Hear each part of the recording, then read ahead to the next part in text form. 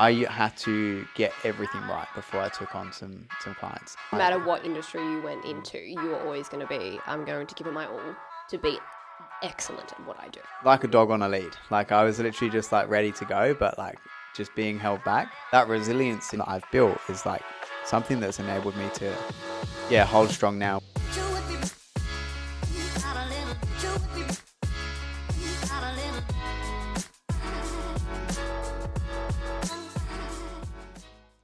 Hey guys, and welcome back to the Coaching Society podcast. We are super excited for today's episode because I will be interviewing Russell on who he is, where he's come from, and how he's achieved the incredible things that he's achieved thus far. So, before we get into things, as you guys know, we always start with this week's biggest lesson or teaching or just a bit of advice. So, Russ, if you want to go in with yours first. Before I start, you might be noticing if you're actually watching this that we've swapped sides. So I've got the better side, in my opinion, in our little podcast setup. This is the better side. But Michaela and my like good sides are the same side. So you can all judge whether like this is my good side or not. Yeah, you're not looking at my good side. Yeah, unfortunately. But let's talk about my bit of advice, which is something that's come up this week quite frequently with a lot of clients and also other people who have been like just speaking to us. And the whole like saying of like KISS, keep it simple, stupid, and just making sure that you do really keep it simple. Like so many people overcomplicate things. This was advice that I was giving in a health and fitness kind of realm and conversation, but it can be related to so many different things, whether that is relationships, whether that's business. The simple stuff works. So for example, if we're talking about health and fitness and you're trying to work out like what the perfect kind of routine is or what the perfect ingredients are for all of your meals, but then you're not tracking your food or you're not hitting all your calories, like they're the basics that you need to focus on first before you start overcomplicating things. So if you are struggling and if you are thinking like of all of these different methods that you want to try and implement with whatever it might be in your life, just think, am I hitting the basics and keeping it simple? And trust me, if you do that, then you can then start looking at all of these advanced kind of methodologies. Yeah, no, 100% agree. Mine's not as deep and meaningful as that. I had a dentist appointment this morning, and for the love of God, like, go to the dentist more frequently because I don't think I'd been for 2 years. And honestly, I've walked out of that appointment with so much I've got to get done. So if you haven't been to the dentist in a little while, please go. Yeah, I don't know. We both had a dentist appointment. I don't know how I got away with it, but I've only got to get like one little filling and that's it. I'm sweet. Oh my God. And Michaela's got to have all sorts. The dentist is like to me, yeah, so we need to do this, that, and the other. Like I need to get my wisdom teeth out and all that sort of shit. And he's like, yeah, so if we don't do all these things, if you don't start wearing like your mouth guard to bed again, I wear a mouth guard to bed. It's not cute. You don't want to see it. You're going to have to get like a complete restructure of your teeth and it's probably going to cost like $50,000. And I'm like, stunning. Right. So yeah, go to the dentist if you haven't been in a little while. Good advice, darling. Love it. Anywho, so jumping into today's episode, as I said in the intro, we are going through a full deep dive into Russ, his story, everything about him, which is, I think it's going to be super powerful because he's definitely come a long way and he's definitely the most inspirational person in my life. So I'm excited for you guys to learn a little bit more about Russ. So to kick things off, let's go all the way back to the beginning. I want to know what you were like as a child, what your mum and dad thought of you. I know that they're probably listening right now. So take us back to that time in your life. For sure. Yeah, my parents are definitely probably listening to this. And I'm going to try and keep the swearing to a minimum because that's my mum's only bit of feedback on anything that I do online is too much swearing. But yeah, I can definitely admit that growing up, I probably wasn't the best kid. I definitely was, I guess, troublesome. I would always play up. My mum's got a funny story that it all started in year 6 when I got basically accelerated in my schooling and I did year 6 work in year 5 and then they held me into year 6 to do the same work again for the next year.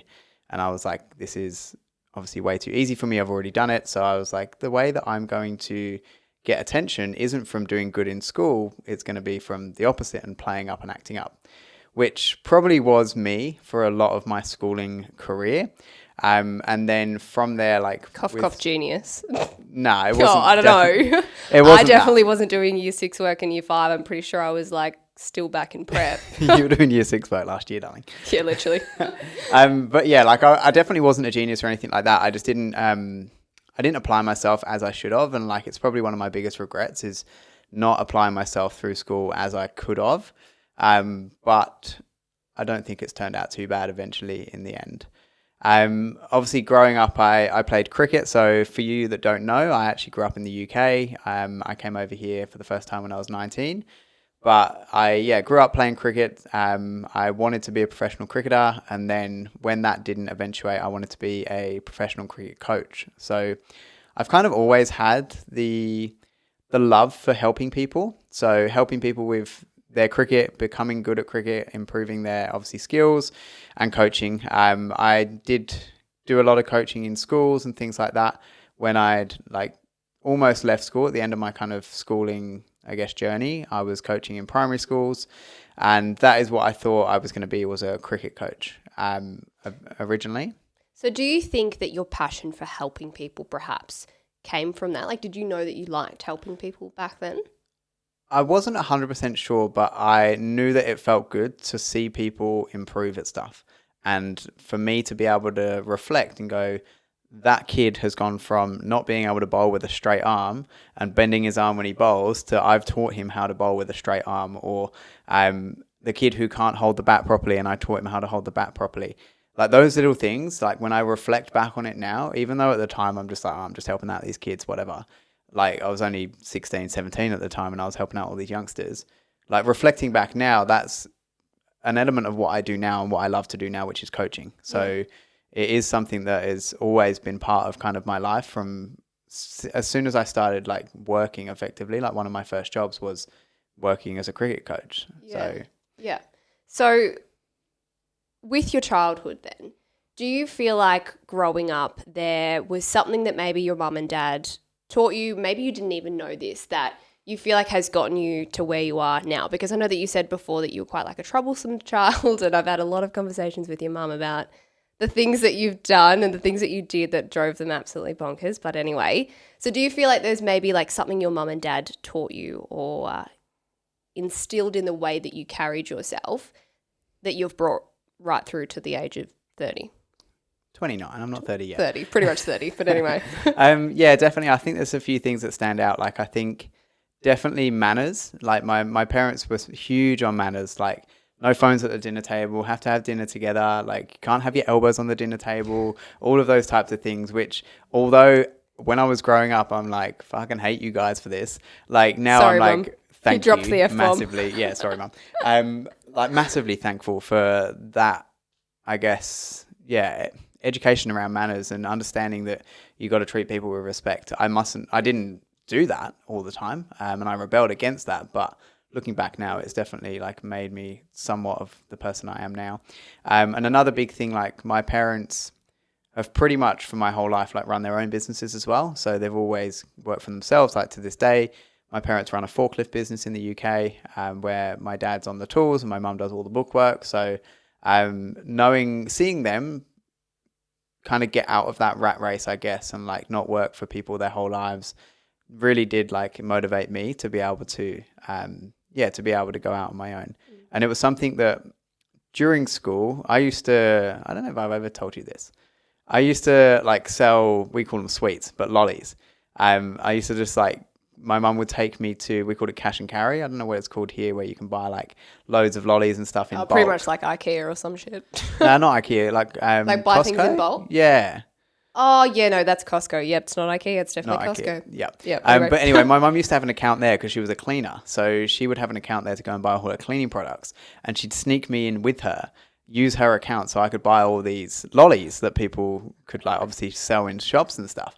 And I used to take them to school in like my backpack, and I'd sell like maybe £10 worth a day, like so you're 20 pretty bucks much worth. Dealing. From the age of like 13 or 14, I was like dealing these lollies. I'd have them like in because we had to wear a blazer at school. And I'd have them like in the inside pocket, and then like I had all my regular customers. But I was saving all the money that I earned from that. And I think it was about like £300 or £400 or something. I was saving all of the money that I earned from that to be able to buy a laptop for school. So I wasn't just kind of like spending it on stupid shit. I had like this little till that I had at home where I'd take all the cash and all the money and like I'd keep it all in there. And like, yeah, I'd have all my little regular customers and stuff. So I was kind of always hustling even back then. A true grinder. Grinder. That's it. Cool. Well, that's really interesting because I definitely see parts of you perhaps back then like still present in your life now, like identifying trends within sales, like making changes. That is definitely still something that you do every single day. So that's a really interesting thing to know. But what I now want to know is the transition that you made growing up in the UK your whole life, like being really comfortable with your family, with your friends, everything. Like you decided to literally move to the other side of the world by yourself, which would have been terrifying, absolutely terrifying. And the thought of me doing that scares the living daylights out of me. So what caused that? You can barely even go up the street on your own. No, I can't. I can't even drive a car on my own. Yeah. So it was mainly to play cricket. So I first came over as a cricketer to play cricket in a little town called Finley. So bless his heart, Shawry, Chris Shaw, he's one of my good friends. He came over to the UK when I was about 13 or 14 and played for my cricket club, Frinton, back home. And I said to him, like, being very naive when I was 13 or 14, I'll come and play cricket for Finley when I'm old enough. And sure enough, I finished school at the age of just turning 19 in August. And in October, 2 months later, I moved to Australia to play cricket just on my own. And at that time, I still had aspirations to be a cricketer. So I did 6 months here, went home, and then did 6 months at home.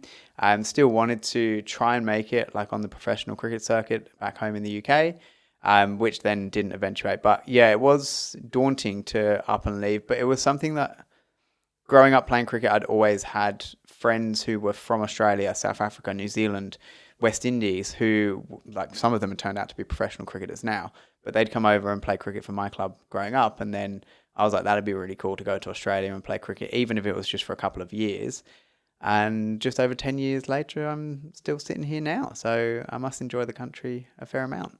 Well, you found me, of course. Oh, yeah, sure. That's it. No, I think that it's such a, and for anyone listening who has like lived abroad or made a big life decision like this, like I could only understand how, terrifying it would be. But I suppose sitting here now, having lived in Australia for 10 years, would there be anything that you like, I suppose would change? Or are you like, I was like, my heart was always in Australia, as much as it probably kills your mom and dad to hear. Yeah, I know. No, I don't think so. Like, and my parents get it as well. They're back in the UK. My brother lives over here as well. So we both moved over here at different times. But I think there's definitely nothing I would change because the first year or first 6 months that I came out here, like I had no aspirations then. I was just like living the free life. I come out here, I was playing cricket. I was working on a farm for 3 months. And then I was literally not working and just pretty much drinking every day. When I was only 19, like I was living the life at that age. I was like, this is great. This is so much fun. So I just saw Australia as that, and it's a great country. Everyone's really nice and friendly. I love it when we go back to the UK, because we try and go back maybe once or twice here, when I speak to your friends and I'm like, what do you guys envision Australia to be like? And they're just like, oh, if you walk down the street, you'll literally get killed by a kangaroo or eaten by a snake, or like a giant spider's going to come out and literally like bite your legs off. Like it's actually really funny. So before you came out to Oz, did you think that's what it was going to be like? I didn't. I had a lot of, as I said, I had a lot of friends growing up who were from Australia. So they like gave me an actual representation of what Australia is like. Not everything's going to kill you. Yeah, not what you see in the movies or see on Facebook or whatever. But I've got friends now who like I've convinced to come over here, and I don't think that they would even come over just because they're too scared of everything. One of his best mates. My good friend Sam. Yeah, Sam, he's like, I'm not coming out unless I have like a full hazmat suit. And I'm like, dude. Yeah, he's petrified. No, but that's amazing. It's an awesome country. And I'm super, super thankful to have settled here. Love it. So you said before that when you first came over here, you settled in a lovely town called Finley. If you blink, you'll literally miss the main street. So when you moved to Finley, what did you, like, besides from obviously playing cricket and getting drunk all the time, having a batch pad, what did you do? So that first time that I came over, that's pretty much all I did. But fortunately, the guys at Finley Cricket Club, they and Shorey, like they offered for me to come back for a second year. Which that's probably the moment that like really changed my life, because I only thought I was going to be here for 6 months. Didn't really have any plans beyond then. I was going to go back and try and be a professional cricketer in England. So then I came back the second year. When I came back the second year, I then decided, well, I'm going to have a go at staying here. So I came back for 18 months that time. And at that time, I was working as a butcher. So I was at the butcher's. I'd work until like 11 a.m. And then I'd knock off. I'd then go back like 3:30 for cleanup. So I'd have 3 or 4 hours off during the day. I'm like, well, I probably should do something with my life here. So in that 3 or 4 hours off, I would then go and train at the gym. I started just training at the gym. Till this point, I hadn't really done too much training in a gym. That said, I was actually qualified as a PT at that stage. So in my schooling, I went to a college for the last 2 years of school. And basically, they picked the top half of the class who had like the best grades. And they offered us all the opportunity to do our qualifications in personal training in the second year of college for free. So I was really fortunate that I didn't have to pay for my PT qualifications. So yeah, I had that and I'd never used it. I thought, whatever, I get a free qualification, no dramas. And then, yeah, when I was living in Finley and I'd go to the gym each day, I was like, I'm actually quite enjoying this. I think my main enjoyment from it came from mainly physique based, but also from confidence levels, like improving my confidence levels. I've always been a small guy, a small kid in school. Like I'd get picked up and thrown around. So as an adult, like you don't get it as much, but when you're a kid, like kids are boisterous, kids throw the other kids around. And so I think you were pretty much like the pinball. Yeah, I was pretty much the pinball that people would like, throw around. So then I realized, like when I started training in the gym, that no, I can't grow. I can't grow my height. I can't change my height, but I can change my stature, my physique. And those changes, like from an aesthetic point of view, but also a confidence point of view, were what made me really kind of think, cool, this is big. Like if I can change like this, then other people can do the same. Do you think growing up and having, potentially like struggled with like a variation of bullying or whatever it may be because of the way that you look affected you as a kid? I think it did. I think I brushed it off as a joke all the time, but definitely like so many people get bullied on the way that they look, whether they're tall, whether they're short, whether they're overweight, whether they're underweight, like the color of their hair, whatever it is. Like so many people get bullied that they don't realize that other people who are doing it think it's a joke, and it's not. Like if they hear that every single day for their whole life, like that gets to them. You might 100%. Yeah. Like you might only say it to someone once every month when you see them, but then there's another 30, 40 people saying it to them once every month. So they get it said to them every single day, and they get reminded that they've got that abnormality about themselves, which is definitely, it did get to me. And when I was growing up, like there would be times I'd brush it off, but also times where I'm like, yeah, this fucking sucks. But yeah, absolutely. Do you think that you almost like leaned into that feeling of pain, I guess, and the things or the nasty things that people would say to you growing up when you were going through your own personal transformation in the gym? Do you think that was like a motivating thing for you? Yeah, I think so. I definitely think like I went into it with a point to prove. I think I definitely went into it with like I'm gonna better myself, for even if it's just for me. And like I've probably never even spoken about this before, but it's definitely something that, I definitely had that point to prove. Yeah, for sure. Even if like I wasn't showcasing it to people as such, it was still intrinsically a point that I needed to prove for myself. Yeah, absolutely. So you started training at the gym during your break on, when you were a butcher, which is still for me, I'm like, doesn't even make. One, you worked at a butcher's. The second, you worked at a farm. Like, I don't think I've ever seen you do manual labor ever. Like, it just does not make sense. I don't even know what. You sure that happened? Yeah, it happened. Okay. All right then. So now I want to again go back a little bit more again. So you, between the hours of obviously when you work at the butcher's, you'd be training at the gym. Now, is this the gym that eventually you would work at? Yep, absolutely. So that's the first gym I ever worked at. It was only probably the second or third gym I'd ever even stepped foot in my life. And They saw me training there every day, and I was literally in there Monday to Friday every day in my break, probably for like literally an hour and a half, 2 hours.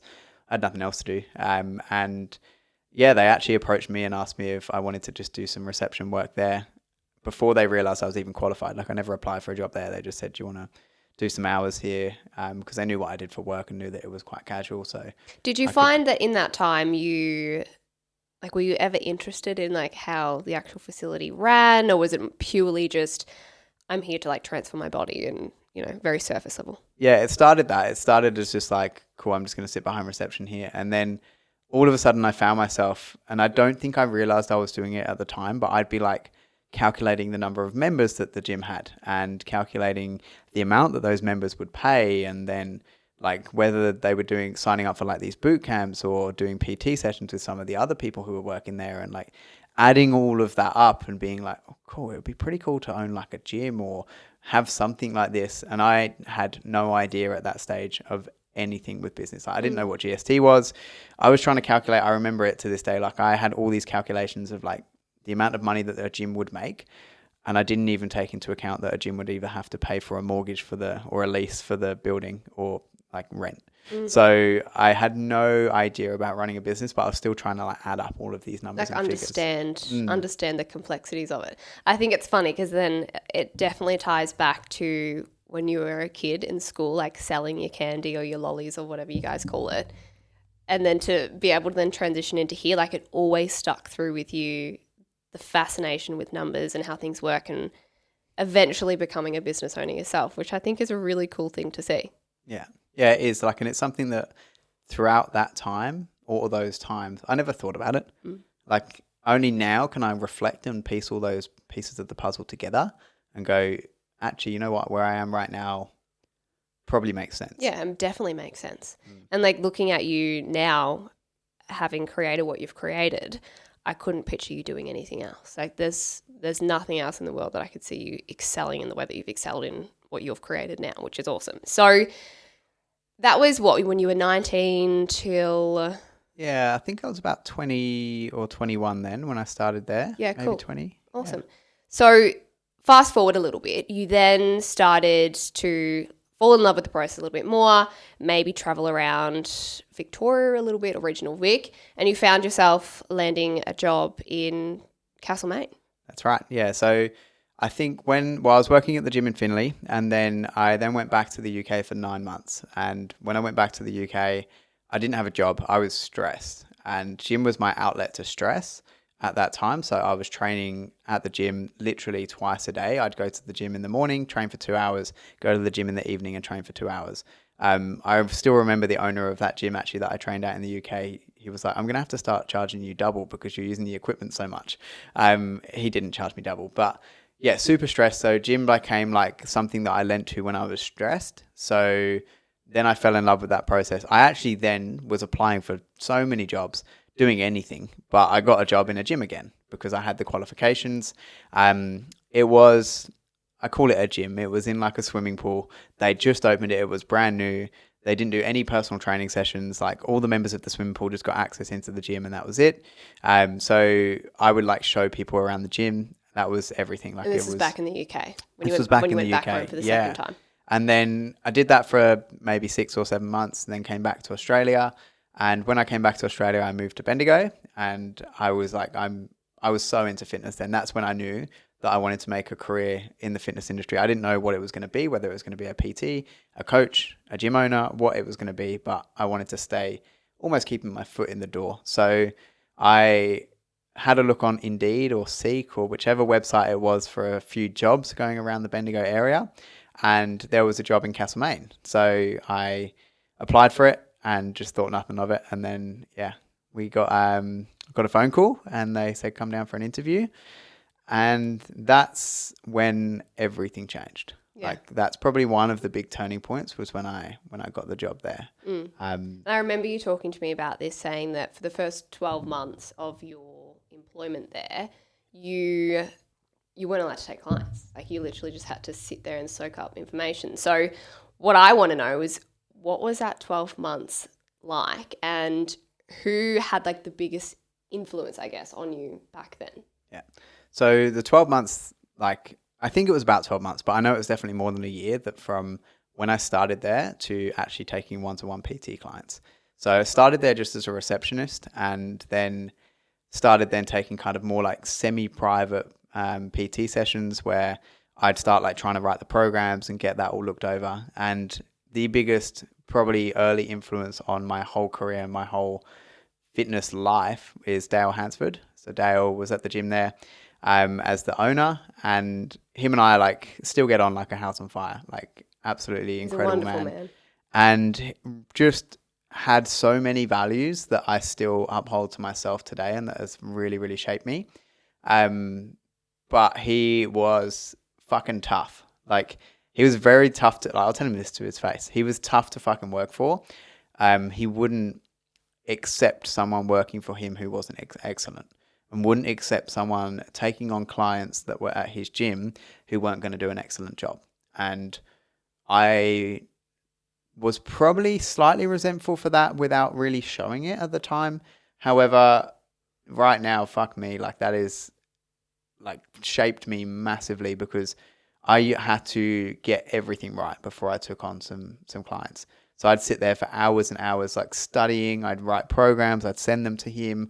We'd go back and forth. I'd help him with his program writing for his clients, and he'd go through it all. We did so much education before I could even take on PT clients myself. And then even then, like it would be taking them on with him there and him guiding me through that process. So yeah, I've got a massive amount to thank Dale for, 100%. And yeah, he is probably the guy who introduced like the idea of me having my own fitness business, I guess. Yeah, absolutely. So do you feel like the way that perhaps you operate Coaching Society, do you think that that's been molded from Dale to a degree? Yeah, definitely, 100%. I think some of the values that he upholds, I uphold myself to, and I think I've brought into Coaching Society of just setting values to be excellent at what we do. Yeah. And he like is one of probably the most accredited coaches in Australia, and that is shown to me like how he's always strived for excellence for himself. And I clearly remember this, and because he was so much of an idol to me at the time, I clearly remember asking him like kind of questions like what you're asking me today, like why are you in the industry, like what are you doing this for? And he goes, you know what, some people do this to help people, and he could tell that I wanted to help people, but he goes, the reason I do this is because whatever I was going to do, I'm going to be the best at. And ever since I heard him say that, him being a massive idol to me, I thought, yes, I want to help people, and that's part of me. But also, I love the idea of like being the best at what we do, or best at what I do. So no matter what industry you went into, you were always going to be, I'm going to give it my all to be excellent at what I do. Yeah, absolutely. And like not settle for second best. Like we're going to be the best. And that's, I guess, what I hope we're trying to kind of instill and create within Coaching Society, within you and I, within our team, that we want Coaching Society to be the best coaching company that there is. Yeah, I love that. So you started taking clients at the gym, I suppose, finally. Like, oh my God, thank God. What was that like for you? Like, what was the evolution of your, I suppose, career when that started? Yeah, so started taking PT clients and built up PT clients like pretty quickly, and got to the point where I was fully booked and had 40 or 50 PT sessions per week. I was managing, I think, about 70 clients at once, with a few clients who I saw every fortnight or just once a month. But yeah, doing 40 to 50 PT sessions a week at one stage. And then just through continued education and continued kind of results, I increased, we used to have a tiered system at the gym, and I increased kind of like through the tiers and through the ranks to become the head coach of the two gyms actually that the owners owned. So I was like educating all of the other coaches and teaching all of the other PTs there, which I think for me, similarly to what we've done with Coaching Society, like has showed me that yes, I can help people one-to-one, but there's a capacity for the amount that I can help those people. Whereas with the gyms there, if I was helping, let's say 7 or 8 other PTs and they all had 30, 40 clients, then that's going to be a lot more clients that I'm helping indirectly. So funneling all of my knowledge and help to people who can then help other people is something that effectively like I've kind of brought into what we do now. Yeah, it's like a domino effect, 100%. That's fantastic to see that reflection on your end as well. Going through, having been someone that literally started from the bottom, like you couldn't get any more bottom than Russ.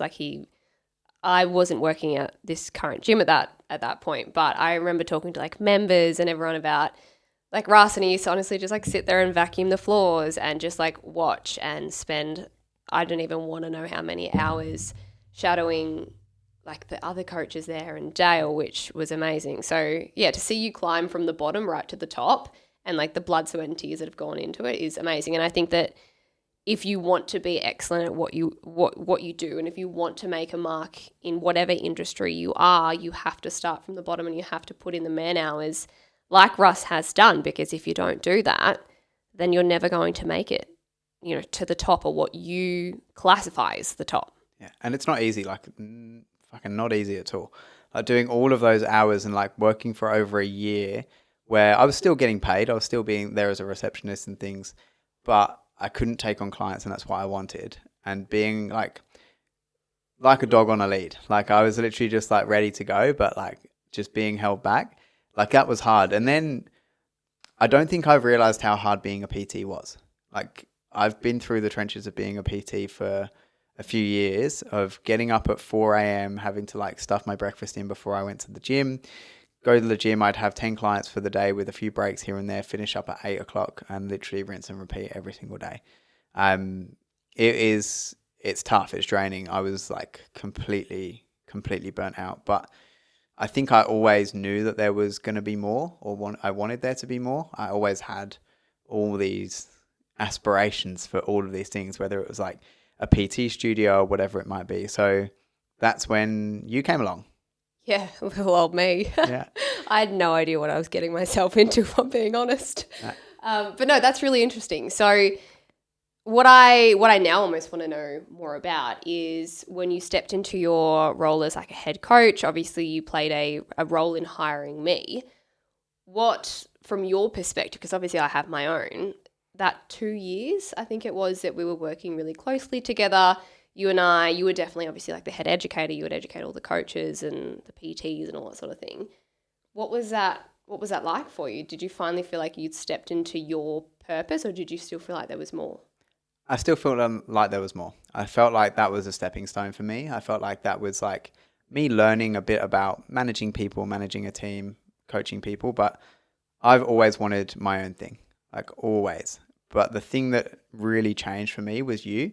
When you came on board, like we both had that driving force together to want our own thing, and like we almost egged each other on. And then when we were presented with the opportunity of opening up our own gym, which we spoke about in the first episode, just hint. If you haven't watched it, go watch it. But yeah, when we then were presented with that opportunity of opening up our own gym, it was like, it was a no-brainer. It was a no-brainer. I'd thought about running gyms before. I knew the ins and outs of how to run a gym, how to market a gym, how to sell at a gym, how to manage team, how to like manage stock of supplements, of everything. Like, so I knew the ins and outs of it to as much as I thought I kind of needed to. So yeah, we had big dreams of opening up a gym, franchising that gym and opening up 2 or 3 more in other local areas that we knew a lot of people in, and really trying to build from there. But thankfully that didn't go through. It fell through.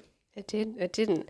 But again, going through that process together, we learned a lot. And I think the thing that probably sticks for me personally throughout that process of us doing that together is just resilience to put something forward and then get knocked back, and then have like all of this personal shit going on, but still being, in the trenches, obviously PTing and being burnt out to a degree that you wouldn't ever want to experience, and then still going, and then taking hit after hit after hit and keep going, which I think for you now, you're still like that. Like you could be hit from left, right, front, back, top, middle, like everything, and you're still just like, I can do this. Like, keep going, keep challenging me. I have so much resilience that I'm going to get through this. Do you feel like that has just happened naturally for you? Or do you feel like your entire life, maybe perhaps taking it back to your childhood and going through, that bullying or whatever you may have endured, do you feel like that's that's what's gotten you through to where you are now? Yeah, I think it probably has. I think it's built up over time. Like resilience is definitely not something that I was born with. Like I think it's definitely something that I've been nurtured into almost, and maybe just from getting knocked down, not getting knocked back like all the time. Even in my cricketing career, like where you get dropped or you don't get picked for a side, or you get picked and you don't fucking bat or bowl. Like that resilience that you build over time that I've built is like something that's enabled me to hold strong now when things aren't easy in the business, when things aren't easy with clients, when you've got a client that you're trying to get incredible results and you're really struggling to get them results for whatever reason it might be. Having that resilience is something that is probably one of my, I like to think, better traits. Yeah, absolutely. So if you could go back then, and if you could give perhaps yourself some advice just in this season of your life, so you were head coach, head educator, you were managing the gym, you were doing all that. If you could go back and give yourself potentially some advice, or even just someone who might be in this same position as what we just explained, what would it be? I'd probably suggest jumping sooner. Like jump sooner into what you truly want to do and dig deep on your why. Like something I'd never done until we run Coaching Society is digging deep on my why, my mission, my values, my vision, what I want to achieve, and not just like as a business owner or as a personal trainer or as a coach, but also as an individual, like digging deep on that stuff. I wish I'd have done that sooner, because it would have then made me really realize that like I always wanted more and was almost destined for more. And you were always capable. Yeah. And I think that's something that as well I've realized with Coaching Society, not just me, but us, I've realized that we're capable. Whereas I probably did have that self-doubt, but you don't know that you're capable unless you do it. That's the big thing. And I've now realized that like if something doesn't work, so what? So if you are like in the position where you're thinking, what if I want more? What if there's more for me? How do I do it? Just do it. Just go for it. And if it doesn't work, that's okay. If it works, take it in your stride. Yeah. What's the worst that could possibly happen? Like you learn from like it may not succeed, but looking at the silver lining there and be like, okay, it didn't succeed, but what did I learn from that? Did I learn how not to approach investors, or how not to structure a business model, or whatever it may be? Like there's so much that you can learn from it, and I think that it's probably something that you like take in your stride, I guess. Yeah. Yeah, definitely. Yeah, awesome. So what I now want to know a little bit more of is the transition that you went through from being the manager of the gym to starting Coaching Society.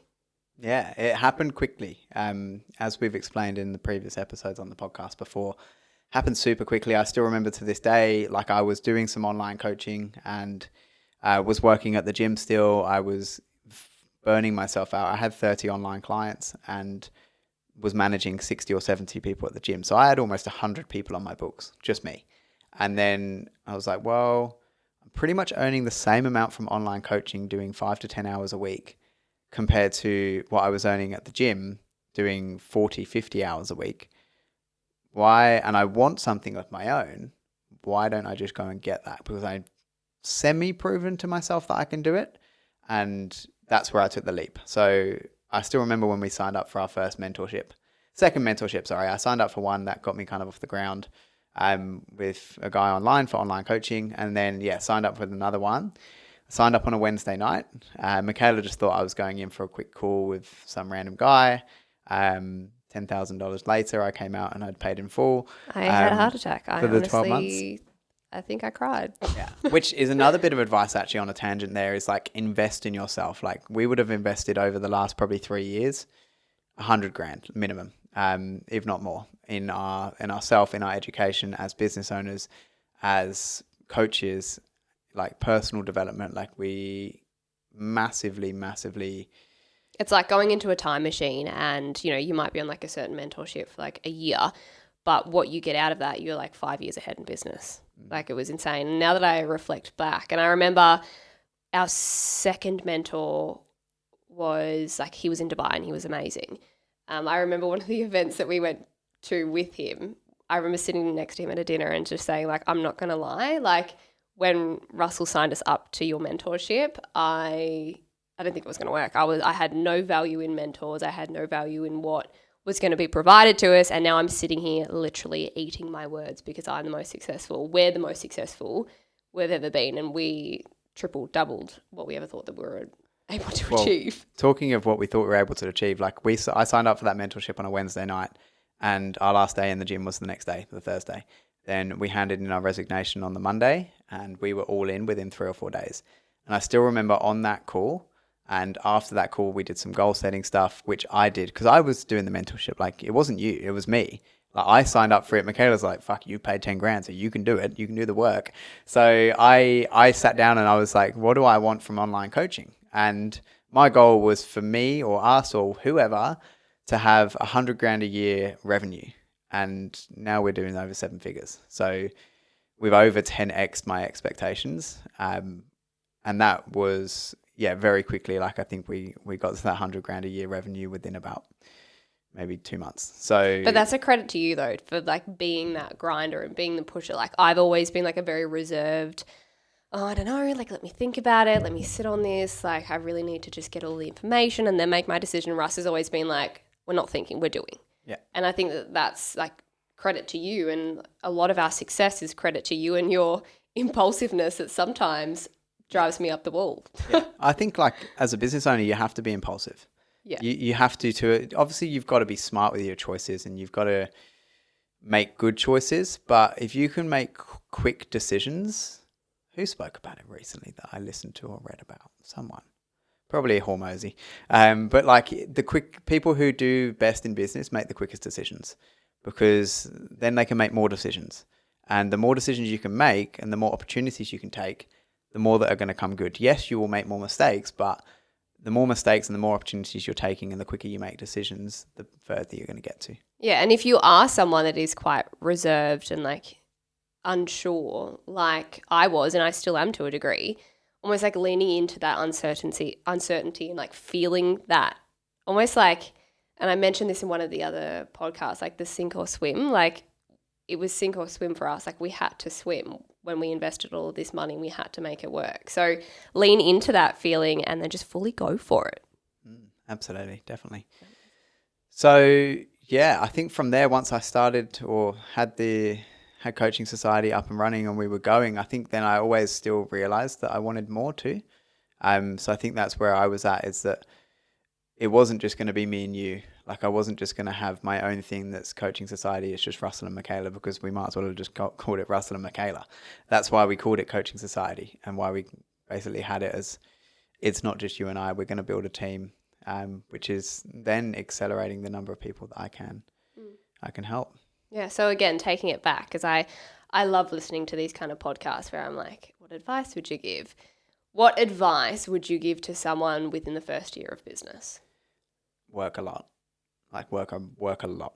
Like, expect to pull 80-hour weeks minimum, 100-hour weeks, like at times 200, 120-hour weeks. Like, work a lot, because the more work you can do, the further ahead you're going to get. And remember that, like, if you're trying to build something excellent with your business or with your career, with your life, that the more work that you can do, the quicker you're going to overtake other people who aren't doing as much work. So work a lot and expect to work a lot, but get used to that and know that you're going to have to make sacrifices. Like, if you want to live an extraordinary life and if you want to go a long way, you're going to have to work a lot. And it might not be for the first year. It might be for the first 3, 5, 10, 20 years. But that's what comes with running a business. And I think that's probably my number one bit of advice. My second bit of advice would be, if you're looking to run a business that's not like what I call a lifestyle business, like I could run a lifestyle business where I have 50 coaching clients and that's it. We don't have a team. I just have 50 clients and I coach those clients and that's everything. And that's a lifestyle business. It's not real business. That's just you're self-employed. Whereas running an actual business where you're obviously getting other people coming on board, the biggest lesson I've got there, which I did learn quite quickly, is learn to delegate. Like, hire and delegate tasks to other people so that you can then take more off of your plate to be able to grow. Like, if you want to go fast, go alone. If you want to go far, go together. I don't know who that quote's by, but it's a good one.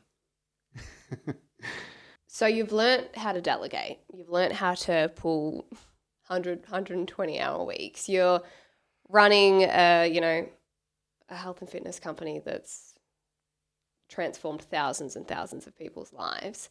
Was there a point that you were like, there's something more? Like, did you still have that little like passion or something that you feel like wasn't filled for you just yet? Yeah, which a lot of people actually don't know this, but last year for about 12 months, I was also working for our old business mentor. So I was working as a fitness business coach, helping other people grow and run their fitness businesses, which that kind of led me into being able to help more and more people. Like if I think had a true passion in helping people run their business, because that then led to more people being able to get help in the field that I was so passionate about growing up. When I first got into the fitness industry, helping people with their own physiques, helping people with their own journeys, like if I could help other people who help those people and do that en masse, like how many lives would I have indirectly changed? So yeah, I would have changed with Coaching Society, like thousands of lives or whatever. Like that's easy to look at the number of people that have worked under Coaching Society, as clients. But then in that time as a business coach, coaching other fitness owners or fitness business owners how to run their businesses, I wouldn't have a clue how many people I would have changed their lives. Do you think that perhaps impacted the path Coaching Society was on, doing this 12-month stint of teaching people how to create like financial freedom and everything through online coaching? Yeah, I definitely think so. I think if I was telling people on a day-to-day basis what to do to improve their business or improve their life or their lifestyle or how to get better results with clients, then that led me to do that more for us, for our coaches, for our team. So if I was telling people to do a certain thing with their clients because I know that fucking works, and then I looked back into Coaching Society and I was like, hey, we've stopped doing that thing. So I go to our coaches and I go, actually, something that I taught all of the other guys on the mentorship that this week is this, that, and the other. Let's implement that with our clients, and then our clients would get better results. And same thing when it came to like business tactics and strategies or sales tactics and strategies. If I was teaching other people by the dozens how to do all these different things in sales and marketing, it would then make me go, fuck, I'm not even doing that. We're not even doing that. Let's do that. And then we'd just do more and more and more. So it always funneled back into kind of what we've built in one way or the other. Yeah. Final question then, final two questions actually. First one, if you could perhaps go back again to that little boy who just played up, wanted attention, would set fire hydrants alight or whatever you did, that crazy story that your mum was telling me, like that kid who just wanted attention in different forms because maybe you were excelling in the area quicker than others, what advice would you give him? You'll get better attention by excelling or being excellent. Like I think that would have been better attention for me in the long run by just knuckling down at school, putting my head down and fucking getting incredible grades, gaining an exceptional amount of respect from the teachers, etc., by just being excellent and brilliant at what I did rather than playing up for the wrong type of attention. You mentioned that being excellent at whatever you do is like a massive priority for you. Do you feel like there's like an itch or something that you want to be excellent at? Like, do you feel like there's still something more that you want to push towards, or? Oh, 100%. Yeah. To be disclosed soon. Yeah. Yeah, there's definitely always going to be more. Like Coaching Society is our bread and butter. It's our baby.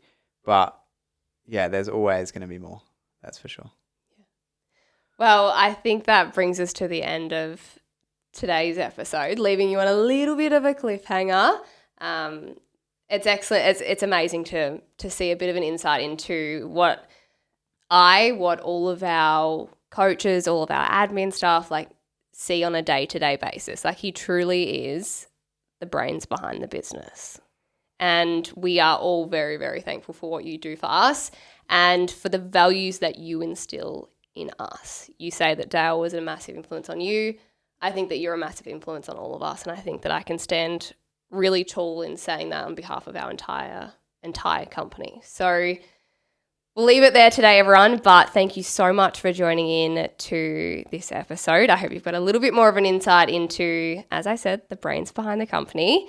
And next week, we've got the face of the company, Michaela. So I'll be going through a few questions similarly to what Michaela did today, so we can learn a bit more about the little lady over there in the corner and how she became who she is today, where she's come from, and the lessons that she's had along the way. So speak to you all next week in the next episode. If anyone has any questions for me off the back of this, let us know. Amazing. Bye. See yous.